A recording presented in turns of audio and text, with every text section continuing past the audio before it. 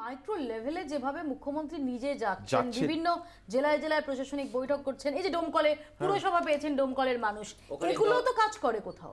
যেমন আপনারা সন্ত্রাসের অভিযোগ তুলছেন, যেমন আপনারা অভিযোগ তুলছেন, বিভিন্ন সন্ত্রাসের অভিযোগ তুলছি না তো, অভিযোগ কোথায় করেছি আমরা দেখেছি, আমরা জিজ্ঞেস করছি আমরা তো অভিযোগ তুলবো কি করে? শুনুন, পশ্চিমবঙ্গের রাজনৈতিক পরিস্থিতি তো ওই রায়গঞ্জের রেজাল্ট থেকেই জানা যাচ্ছে যে তৃণমূলের পক্ষে 2000 জন চালাতো, কতগুলো মানুষ পক্ষে 50 জন। এটাই তো পশ্চিমবঙ্গের রাজনীতি। না, বিজনদার একটা কথার সঙ্গে আমি একমত। বিজনদা যে কথাটা এখন বলছে ঠিক 2009 সালে সিপিএম নেতারা ঠিক এই কথাটাই বলতো। কটা বুথে হয়েছে, আমি আসবো আমাদের সঙ্গে এই মুহূর্তে টেলিফোন লাইনে রয়েছেন, আসবো প্লিজ, বিরোধীরা সমস্ত প্লিজ আসবো, তৃণমূল কংগ্রেস নেতা এবং রাজ্যের মন্ত্রী বিজন বাবু জাদ আসবো প্লিজ। গৌতম দেব এই মুহূর্তে আমাদের সঙ্গে টেলিফোন লাইনে রয়েছেন। গৌতম বাবু, মৌপিয়া কথা বলছি, অভিনন্দন, তার কারণ পাহাড়ে তৃণমূল কংগ্রেস প্রথম পুরসভা দখল করলো। আপনি কি মনে করেন তার অন্যতম কারিগর আপনিও, কোন ফ্যাক্টরগুলো কাজ করলো? দেখুন, এটা একটা ঐতিহাসিক জয়। পাহাড়ের এই যে মানুষের রায়, এই রায়কে নিয়ে আমরা পাহাড়ে পথ চলা শুরু করব। রাজ্যের মাননীয় মুখ্যমন্ত্রী মমতা বন্দ্যোপাধ্যায়ের 100 বারের বেশি পাহাড়ে আসা, পাহাড়ে বিভিন্ন জনজাতি গোষ্ঠী তাদের সাংস্কৃতিক ঐতিহ্য, তাদের ভাষা, তাদের ভাবাবেগকে মর্যাদা দিয়ে বোর্ড গঠন করা এবং পাহাড়ের সার্বিক উন্নয়নে এবং পাহাড়ের মানুষকে একটা কনফিডেন্স বিল্ড আপ করা এবং একটা গণতান্ত্রিক আবহ তৈরি করা, একটা গুড গভর্নেন্স দেওয়া, যে কাজটা মমতা বন্দ্যোপাধ্যায় নিরলসভাবে করেছেন। আজকে মানুষ তার প্রতি আস্থা জানাচ্ছেন এবং পাহাড়বাসীকে এই জয় আমরা উৎসর্গ করছি, আমাদের নেত্রীকে উৎসর্গ করছি এবং এই জয় আগামী দিনে পাহাড়ের রাজনীতিতে একটা দিন নির্ণায়ক ভূমিকা নেবে। প্রায়োরিটি কি হবে এবার আপনাদের? আমাদের প্রায়োরিটি হবে উন্নয়ন, মানুষের সাথে নিবিড় সংযোগ রেখে কাজ করা এবং সততার সাথে, স্বচ্ছতার সাথে গতিশীল বিজ্ঞান ভিত্তিক একটা উন্নয়নের সুফল প্রত্যেকটি মানুষের ঘরে পৌঁছে দেওয়া। ধন্যবাদ গৌতম বাবু। গৌতম দেব আমাদের সঙ্গে এতক্ষণ টেলিফোনে কথা বললেন। এখানে একটা প্রশ্ন জড়িত আছে, সেটা হচ্ছে পাহাড়ের এই উন্নয়নে শুধু উন্নয়ন বলতে গিয়ে কিন্তু ভোট হচ্ছিল না। 2014 সালে বিজেপির প্রার্থী যখন ওখানে লোকসভা ভোটে জিতলেন, তার আগে বারবার বলা হয়েছে পাহাড়ের এই গোর্খাল্যান্ডের সমর্থন করেছিলেন বিজেপি। সেটাকে বিরোধিতা করে মমতা বন্দ্যোপাধ্যায় বলেছেন আমি বাংলা ভাগ হতে দেব না।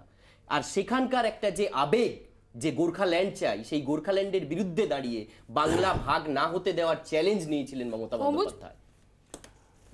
এটা তো মানে আমি আসবো প্লিজ সৌরভ চক্রবর্তী, তৃণমূল কংগ্রেস নেতা, তার বক্তব্যটা তার আগে একবার শুনে নেব। আজকের হিরো তৃণমূল কংগ্রেসকে ক্ষমতায় নিয়েছে। অম্বুজবাবু প্লিজ। হ্যাঁ, আমি আসলে ভীষণভাবে এখন কনফিউজড দুটো স্ট্র্যাটেজি দেখে, একটা পাহাড়ের স্ট্র্যাটেজি আর একটা সমতলের স্ট্র্যাটেজি।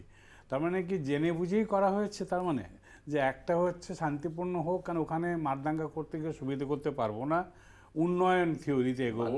আর একটা হচ্ছে নেতারা তো গোর্খাল্যান্ডের যে আবেগটা, সেটাকে রাজনৈতিক কারণে ফ্যান করেছেন। 2009 আপনারা ওখান থেকে সাংসদ পেয়েছেন, 2014 সাংসদ পেয়েছেন, তারপরেও আপনারা তো সেখানে দাঁত ফোটাতে পারলেন না ইন্ডিভিজুয়াল। শুনুন না, লজিকে মাহমুদ বাবু সুন্দরভাবে বলেছেন, কিন্তু যে লজিকে একটা হাফ লজিক বলে জিনিস আছে, বুঝেছেন তো? ওই হাফ লজিককে ফুল লজিক বানাতে গেলে কি যে হয়, মানে ছাগলের দাড়ি আর রবীন্দ্রনাথের দাড়ি এক হয়ে যায়, এক করার চেষ্টা, বুঝেছেন তো? সেটাই বলতে চাইছি।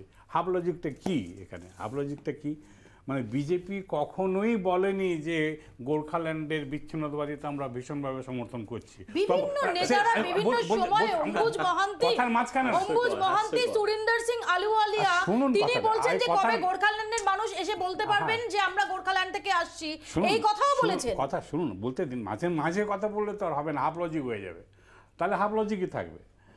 তপন শিকদার হচ্ছেন সেই ব্যক্তি যিনি প্রথম বলেছেন বাংলা ভাগ হবে না। রাহুল সিনহা বলেছেন বাংলা ভাগ হবে না। সবাই স্টেট লিডাররা বলেছেন। এখন যিনি ওখানে স্টেট লিডাররা বলেছেন, শুনুন, বলতে কিন্তু যারা ওখান থেকে সাংসদ হওয়ার স্বপ্ন দেখেছেন, একটু সময় দিন, বলতে দিন আমাকে। যিনি ওখানে কন্টেস্ট করেছেন তার কি কাজ? সেখানকার মানুষের আবেগকে বোঝার চেষ্টা করা, ধরে রাখা, তারা যদি ভুল করে তাদের সঠিক পথ দেখানো, দাঙ্গা করা নয় যে না বলছো তুমি চলবে না, মারামারি করবো, ওটা তো হয় না। তাহলে কি দ্বিমুখী নীতি? যখন সুরিন্দর সিং আলুওয়ালিয়া বলবেন যে হ্যাঁ ঠিকই তো গোর্খাল্যান্ডের আবেগ জাস্টিফাইড, এখানে প্রদেশের যে বিজেপি নেতারা তারা বলবেন যে না বাংলা ভাগ হওয়া উচিত না। একটা মা যখন ছেলেকে মানুষ করে অনেক সময় বলতে দাঁড়া দেখছি, ঠিক তাই। না স্বীকার করছে, আমি কি বলছি বুঝতে পারছেন না, বোঝার দায়িত্ব একটা রয়েছে। আমি বলতে চাইছি যে time is the essence, time solve করবে। এখন সেটা এখন নেই। এখনো বিজেপি কিন্তু মোর্চা করেছে, মোর্চার সাথে একসাথে গেছে, অ্যালায়েন্স করেছে।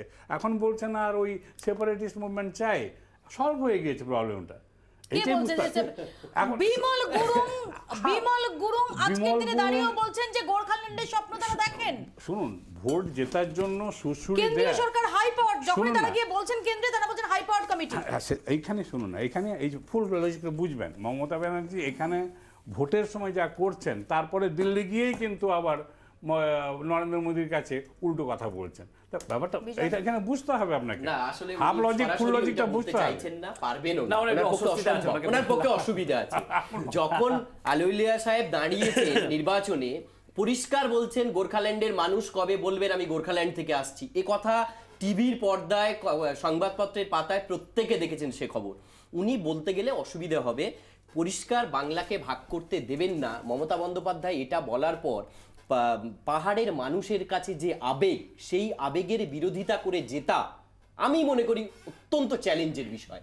সেই চ্যালেঞ্জকে প্রতিরোধ বন্ধ করে দিয়ে যেভাবে মিরিক জিতলেন তৃণমূল কংগ্রেস, এটা অবশ্যই তাদের মুখ্যমন্ত্রীর যে কাজ করছেন, যে উন্নয়ন করছেন, সেটা দারুণভাবে সফল স্ট্র্যাটেজি। আমি আরেকটা ইন্টারেস্টিং ইনফরমেশন আমাদের কাছে এসে পৌঁছেছে। রায়গঞ্জের 26 নম্বর ওয়ার্ড, সেখানে পরাজিত হয়েছেন মোহিত সেনগুপ্ত। উজ্জ্বল মুখার্জি আমাদের সঙ্গে টেলিফোন লাইনে রয়েছেন। উজ্জ্বল, দেখো, শেষ পর্যন্ত এই ওয়ার্ডের দিকে কিন্তু নজর ছিল সকলের, যে মোহিত সেনগুপ্তর ওয়ার্ড 26 নম্বর ওয়ার্ড, সেখানে ফল কি হয়। এমনকি যিনি এই নির্বাচনের দায়িত্বে ছিলেন, অমল আচার্য, বিজেপির যিনি এখানকার এমএলএ, ইটাহারের এমএলএ, যারও আলোচনায় ছিল একটাই কথা, যে 26 নম্বর ওয়ার্ড এখানে ইন্দ্রপতন ঘটে কিনা। কারণ গত প্রায় 22 বছর ধরে মোহিত সেনগুপ্ত কিন্তু এখানকার পুরসভা নির্বাচনে জয়ী হয়েছেন এবং 16 বছর ধরে তিনি পুরসভার চেয়ারম্যান ছিলেন। সেই ওয়ার্ডে কিন্তু 100 সামান্য কিছু ভোটে মোহিত সেনগুপ্ত পরাজিত হয়েছেন। আমরা মোহিত সেনগুপ্তের সঙ্গে তার পরিবার যোগাযোগ করেছিলাম। তিনি বলেছেন যে ভোটের ফল থেকে খুব স্পষ্ট যে 11টার পর থেকে আমরা কেউ বুথে থাকতে পারিনি। স্বাভাবিকভাবে তার মধ্যেও মাত্র 100টা ভোটে পরাজয়। এর থেকে খুব স্পষ্ট হয়ে যায় যে আমরা যদি শেষ পর্যন্ত নির্বাচনে দাঁড়িয়ে থাকতে পারতাম, তাহলে ভোটের ফল কি হবে। যাই ব্যাখ্যা থাক না কেন মৌপিয়া, এই মুহূর্তে নিঃসন্দেহে রায়গঞ্জের মানুষ যেদিকে তাকিয়েছিল শেষ পর্যন্ত, যে মোহিত সেনগুপ্ত এর পরও এই ওয়ার্ড থেকে জয়ী হতে পারেন কিনা, কিন্তু 26 নম্বর ওয়ার্ডে 100 থেকে সামান্য কিছু বেশি ভোটে মোহিত সেনগুপ্ত পরাজিত হয়েছেন। ধন্যবাদ উজ্জ্বল মুখার্জি আমাদের সঙ্গে এতক্ষণ টেলিফোনে কথা বলেন। অনুপম, আজকে মহিতদার মতো ব্যক্তিত্ব রায়গঞ্জে দাঁড়িয়ে হেরে গেল, এটা দেখতে হচ্ছে, মানে হেরে গেল। এটা আমি দুঃখ পাচ্ছি না, কারণ হচ্ছে যে ভোটটাই তো হয়নি। মহিতদা যেটা বলেছে যে 11টার পর থেকে আমরা রেজিস্ট করতে পাইনি, 11টা অবধি যেটুকুনি ভোট হয়েছে তাতে সামান্য 100 ভোটে হেরেছে। মানে আমি একটা জিনিস বুঝতে পারছি না, পাহাড়ে আমি গণতন্ত্র রক্ষা করছি, কিন্তু সমতলে গণতন্ত্রকে ভুলুণ্ঠিত করছি। মানে আমি পাহাড়ে মিরিকে জেতার জন্য তৃণমূলকে অবশ্যই অভিনন্দন জানাবো, কিন্তু ধিক্কার জানাবো একই সাথে এই 3টে পৌরসভা সমতলে যেটা, তাদের গণতন্ত্রটাকে শেষ করার জন্য।